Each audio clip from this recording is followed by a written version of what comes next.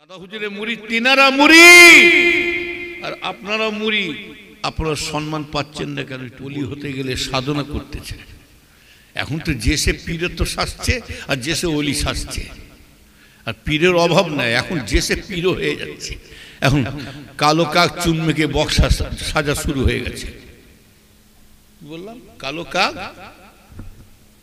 এখন যে সে পীর হয়ে যাচ্ছে। আর পীর হবে না কেন? ভ্যান যদি ইঞ্জিন হতে পারে কি? কেউ যদি মনে করে আমি কালো কাক চুন মেখে বক্স সাজবো, মাদুরের গলায় যদি মুক্ত হাত দেওয়া যায়, কি সাজবে? এই জন্য সাজে। আবু জেহেল চেয়েছিল মোহাম্মদের নাম নিশানা মুছিয়ে দিয়ে আমার নামটা বাজারে এবারে ছড়িয়ে যাবে, মোহাম্মদের নামটা মাটি সাথে মিশিয়ে দেবো, এবারে সারা বিশ্বে সারা পৃথিবীর নামও আবু জেহেলের নাম চলবে। বুঝলেন?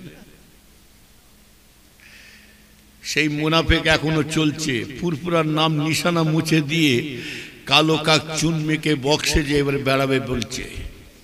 ও জানে না আমার বাবার বাবা উপরে কি আছে? বৃষ্টি। কথা ঠিক না বেটি?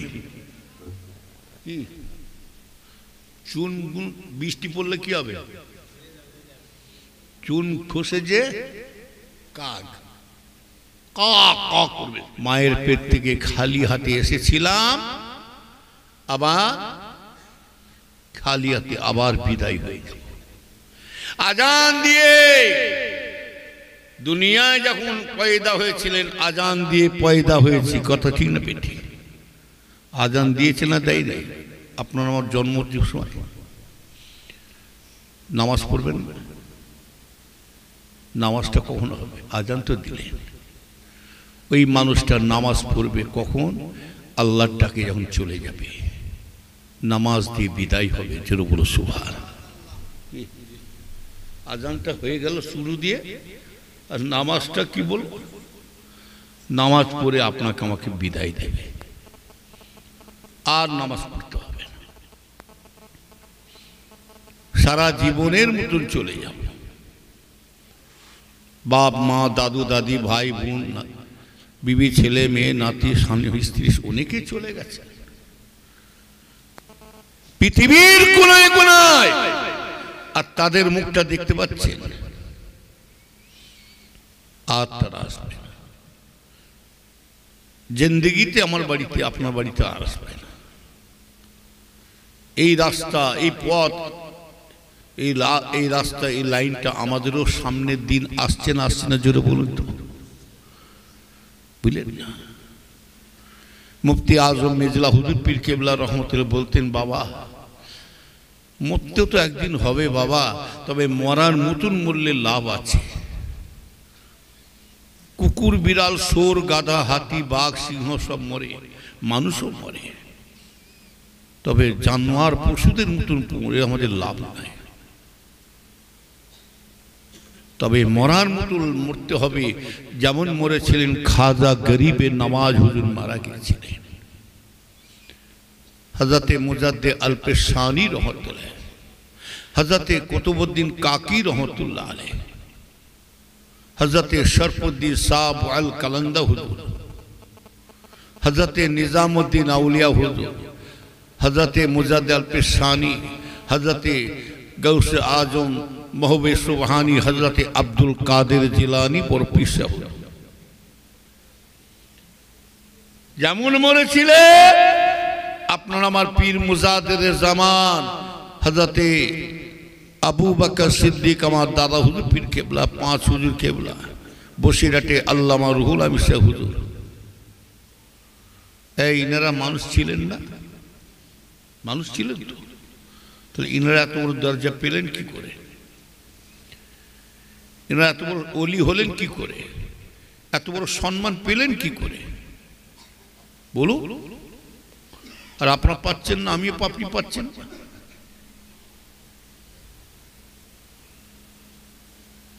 হবার কারণ আছে। তাদের মধ্যে হিংসা ছিল না, ঝগড়া ছিল না, মারামারি ছিল না, তাদের মধ্যে মুখে বাজে বাজে ভাষা ছিল না, তাদের মধ্যে মুখে গালাগালি ছিল না, তারা গীবত গাল্লা করতেন না, চগলখড়ি করতেন না, মিথ্যা কথা বলতেন না, তাদের মধ্যে হিংসা অহংকার তাকাব্বুরি ছিল না, তারা মিথ্যা কথা বলতেন না, তারা হারাম হালাল তারা বেছে শুনে খেয়েছিলেন। তাদের মধ্যে কটা জিনিস ছিল, এক নম্বর হলো নফসের সাথে তারা যুদ্ধ করে চলে গেছে। কি তারা কি করে গেছে? আল্লাহ ওলিরা নফসটাকে কন্ট্রোল করে রেখেছিলেন, নফসটাকে দমন রেখেছিলেন। আমার আব্বাজান ছোট হুজুর কেবলা বলতেন, বলে বাবা, যে মানুষটা নফসের সঙ্গে যুদ্ধ করতে পারবে, নফসটাকে কন্ট্রোল করে রাখতে পারবে, নফসের সাথে জিহাদ করে করে নফসটাকে হারাতে পারবে, সেই মানুষটা আল্লাহর ওলি হবার সম্ভাবনা আছে। জোরে বলুন সুবহানাল্লাহ। এই নফসটাকে কন্ট্রোল করাটাই হচ্ছে কঠিন ব্যাপার, বুঝলেন না? দাদা হুজুর কিবলা হাতে হাত যে কজন বায়াত হয়েছে, মুরিদ হয়েছে, আপনারা যে পীরের মুরিদ, আমরাও তো সেই পীরের মুরিদ। বসিরহাটে আল্লামা রুহুল আমিন সাহেব হুজুর সেই পীরের মুরিদ তো নাকি? হ্যাঁ, শশীনা পীর সাহেব, দরগাপুরি সাহেব, হযরত আব্দুল মাহবুব সাহেব রহমতুল্লাহ, সুফি আব্দুল মমিন সাহেব রহমতুল্লাহ, যার নাম ছিল প্রতাপ চন্দ্র সিং, হিন্দু থেকে মুসলমান হলেন। হযরতে হাফেজ আব্দুল লতিফ সাহেব রহমতুল্লাহ, হযরতে আক্কাস আলী রহমতুল্লাহ আলাইহে, হযরতে মৌলানা ইউসুফ সাহেব রহমতুল্লাহ আলাইহে, হযরতে মনসুর সাহেব সিলেটে সিলেটে আছে। হ্যাঁ, দাদা হুজুর কেবলা খলিফা, দাদা হুজুরের মুরিদ, তিনারা মুরিদ আর আপনারা মুরিদ। আপনারা সম্মান পাচ্ছেন না কেন একটু বলুন? এটা পীর ভাই একটু আলোচনা হচ্ছে, রাগ হচ্ছে নাকি? জানার দরকার আছে না নাই? জোরে বলুন। অতটা সুবিধা নাই। ওলি হতে গেলে সাধনা করতেছে। এখন তো যে সে পীরের তো সাজছে, আর যে সে ওলি সাজছে, আর পীরের অভাব নাই। এখন যে সে পীরও হয়ে যাচ্ছে। এখন কালো কাক চুন মেখে বক্স সাজা শুরু হয়ে গেছে। বললাম কালো কাক, এখন যে সে পীর হয়ে যাচ্ছে। আর পীর হবে না কেন? ভ্যান যদি ইঞ্জিন হতে পারে, কি ভ্যান ছিল, কি হয়েছে? Engine van. বললে মা মার খায়, না বললে বাপ ব্যাং খায়। ভ্যান ছিল। অনেকে আবার বলে ইঞ্জিন ভ্যানে চেপে আরাম আছে। যাও না, ইটের রাস্তায় ঢুকাও, তখন ইঞ্জিন ভ্যান বের করে ফেলবে। আবার ভ্যানের, ইঞ্জিন ভ্যানে, মোটর ভ্যানে একটা বাচ্চা বেরিয়েছে, কি টোটো, কোনো আওয়াজ না, ফুঁ করে বেরিয়ে চলে যাচ্ছে।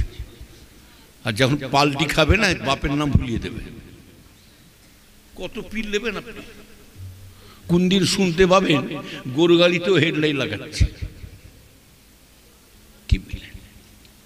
একটা ব্যাটারি ফিট করে দিয়ে আর দুটো লাইট ফিট করে দিয়ে যাবে, আর লাইটও জ্বলবে, গরু গাড়িতে হেডলাইট। কি বলেন? কত কি দেখতে পাবেন আখিরি জমানা, কত কি দেখতে পাবেন। আমার ইমানদার নেককার আল্লাহওয়ালা ভাইজানেরা, তানারা মুরিদ আর আমরা মুরিদ। আমরা ফল পাচ্ছি না কেন একটু বলুন? তানারা যখন পীর ধরেছেন, ভালো করে বুঝবেন, তেনারা যখন দাদা হুজুর কেবলাকে ধরেছেন, পীর ধরেছেন, শুধু পীরটাকে ধরে না, পীরের ওসিয়তটাকে ধরে রেখেছিলেন। কথা ঠিক না ঠিক? আর আমরা বর্তমান পীর ধরে আছি, কিন্তু ওসিয়ত ছেড়ে দিয়েছি, যার কারণে আসল মাকামে পৌঁছাতে পারছি না।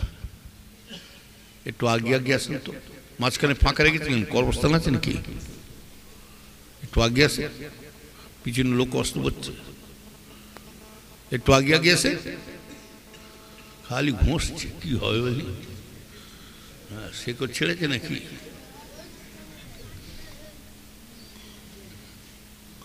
একটু আগে আসে। শীতকালে যত গায়ে গায়ে বসবে তত ভালো। হ্যাঁ, আমার ভাই যারা ভালো করে খেয়াল।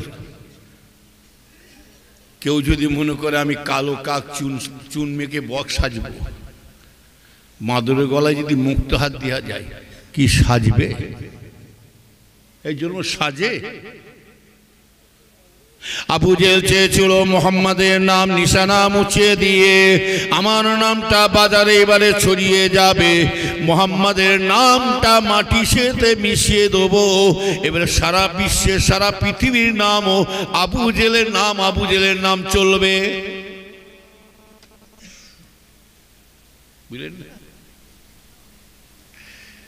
সেই মুনাফিক এখনো চলছে, ফুরফুরার নাম নিশানা মুছে দিয়ে কালো কাক চুন মেখে বক্সে যে এবার বেড়াবে বলছে।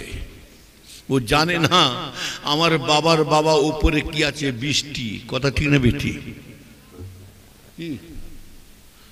চুন বৃষ্টি পড়লে কি হবে? চুন খসে যে কাক কক কক করবে।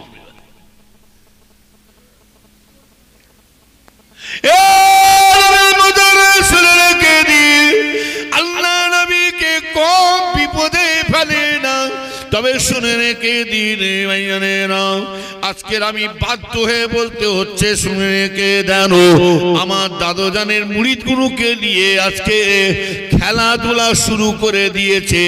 আমার দাদুজানের মুরিদ গুরুকে নিয়ে বিভ্রান্ত ফেলে দেওয়া হচ্ছে আমার ভাইজানের। আর আমার দাদুজানের মুরিদ গুরুকে একটা কথা বলে দিয়ে যাচ্ছি, শুনে রেখে দেন, আপনারা কিন্তু এহিয়া হুজুরের মুরিদে নয়, ওমর হুজুর, কালিমুল্লাহ হুজুর, সাইফুদ্দিন হুজুরের মুরিদে নয়, বাকিবুল্লাহ হুজুরের মুরিদে নয়, আপনারা কিন্তু ছোট হুজুর, মেজ হুজুর, বড় হুজুরের মুরিদে নয়, বসিরহাট আল্লামা রুহুল আমিন সাহেব হুজুরের মুরিদে নয়, শশীনা পীর সাহেব দরগাপুর সাহেবের মুরিদে নয়, আপনারা হলেন মুরিদ, হলেন মুজাদ্দিদুল জামান আবু বকরের মুরিদ। কথা ঠিক না? আরে কথা বলেন।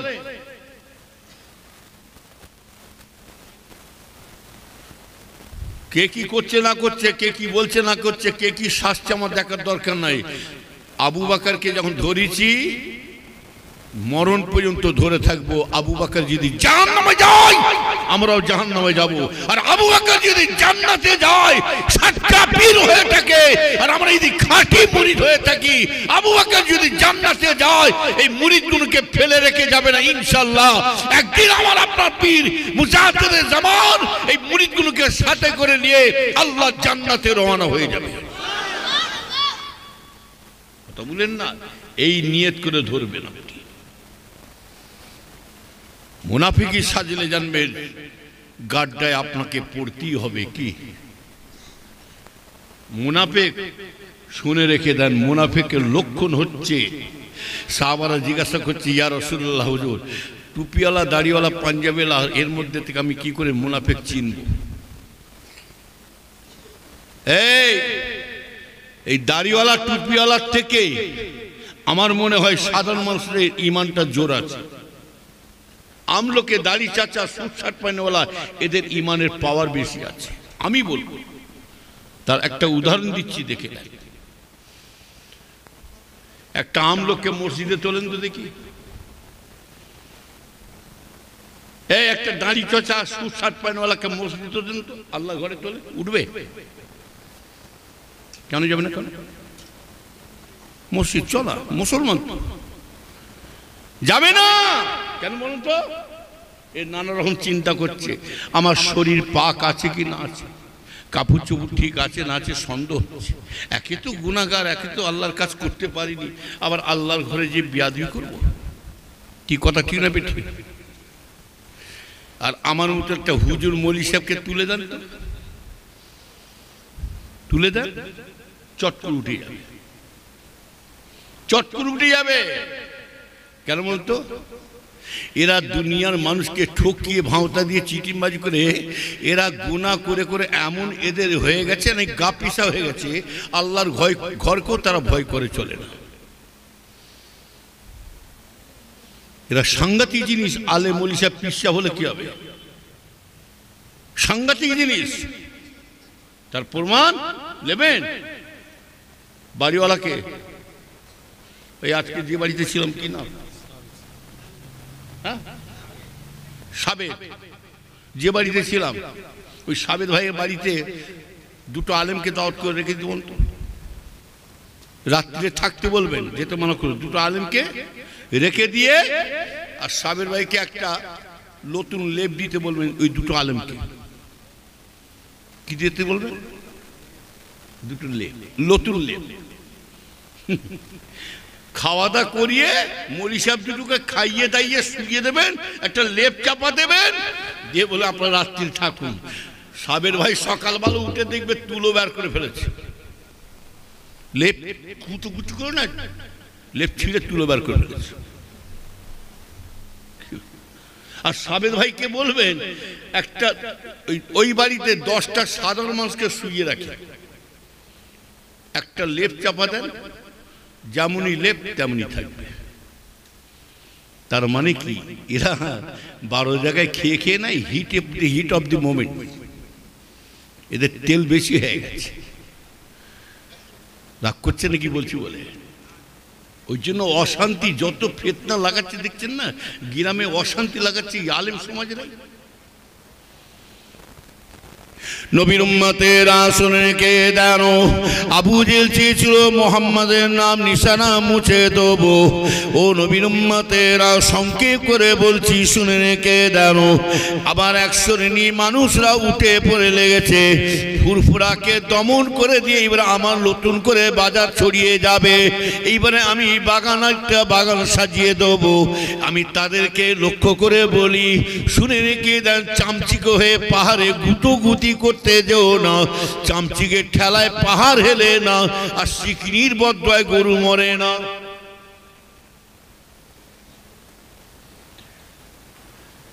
আবু জেহেল বলেছিল, মোহাম্মদ আমি তোমাকে একটা প্রশ্ন করব, সওয়াল করব।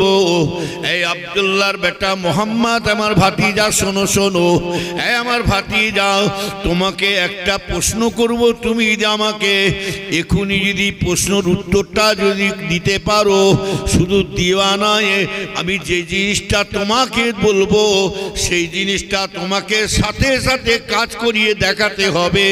যদি না দেখাতে পারো, তুমি সারা বিশ্বের মানুষকে নবী বলে ভাঁওতা দিয়ে তুমি ধোঁকা দিয়ে বেড়াচ্ছ। আর ও আবু জেহেল ভাতিজা, শুনে রেখে দাও, আবু জেহেল বলেছিল কি জানেন ভাতিজা মোহাম্মদ, তোমাকে যেটা বলবো সেটা সাথে সাথে করে দেখাতে হবে।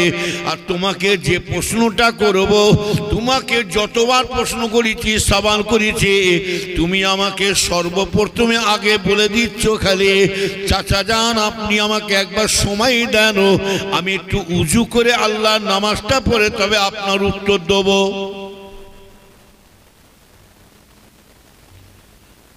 চাচা যান,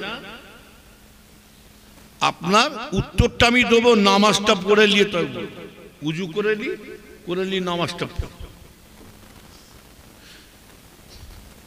রসুল আমার বলছে, এই আমার জীবনে নামাজ, রসুল পাক জীবনে নামাজ ছাড়া কোনো কাজ করেছে?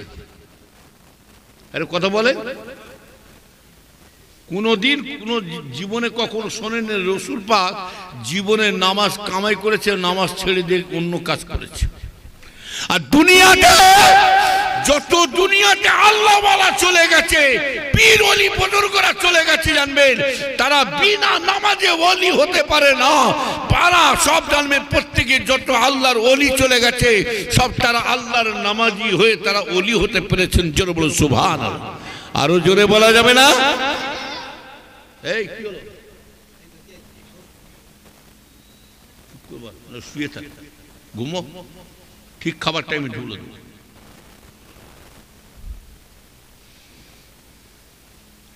কথা বুঝতে পারছেন না? বিনা নামাজে কেউ একটা পৃথিবীতে ওলি হতে পারে না। নবীর উম্মতেরা শুনে রেখে দেন, ইমানদার জানেরা, ও নবীর উম্মতেরা শুনে রেখে দিন, আল্লাহ নবী চিন্তায় পড়ে গেলেন। যে আমার চাচা জান এমন একটা প্রশ্ন করবে, বিনা নামাজে প্রশ্ন করবে, আমাকে নামাজ পড়া লাগবে না বিনা নামাজে উনার প্রশ্নের উত্তর দিতে লাগে। ও নবীর উম্মতেরা শুনে রেখে দেন, রাসূল আমার চিন্তায় পড়লেন, আল্লাহ গো আল্লাহ, আমি আপনার নামাজ ছাড়া কোনো কাজ করেন আপনি তো সবই জানেন। আল্লাহ পাক গো, আমি যত কাজ করি চার বেলা সর্বপ্রথম আপনার নামাজ আদায় করে তারপরে আপনাকে জানিয়েছিলাম। এখন আমার চাচা জান আমাকে এমন একটা প্রশ্ন ফেলে দিয়েছে, এমন একটা পথে ফেলে দিয়েছে, আমাকে বিনা নামাজে ওনাকে সেই প্রশ্নের উত্তর দেখা দিতে হবে। এবং শুধু তাই না, যে কথাটা বলবে সেই কথাটা আপনাকে আমার চাচাকে সাথে সাথে সেই ফলটা দেখাতে হবে, সেই জিনিসটার সাথে সাথে করে দেখাতে হবে। আল্লাহর কাছে চিন্তায় পড়ে গেলেন আমার ভাইজানেরা। রাসূল পাক যখন চিন্তায় পড়ে যায়, আমার আল্লাহ কি সহ্য করতে পারে? জোরে বলুন।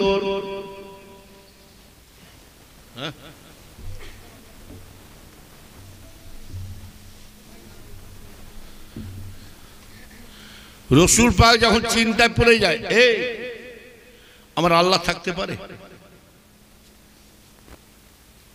ভালো করে বুঝবার চেষ্টা করো। ওটা করছে কেন? এই কোথায় যাবে? বসো বসো। রাসূল যখন চিন্তা পড়ে, আল্লাহ রাসূল যখন চিন্তা পড়ে গেলেন, আল্লাহ পাক স্বয়ং নিজে পাঠাচ্ছেন কাকে? জিবরাইল সালামকে। যাও জিবরাইল, চলে যাও, এ জিবরাইল সালাম, আমার হাবিবের কাছে এখনই চলে যাও। আমার হাবিব যখন কোনো মুসিবতে বিপদে পড়ে যায়, আমি আল্লাহ নিজে থাকতে পারি না। আমার হাবিব যখন কোনো চিন্তায় পড়ে যায়, আমি আল্লাহ নিজে সহ্য করতে পারি না।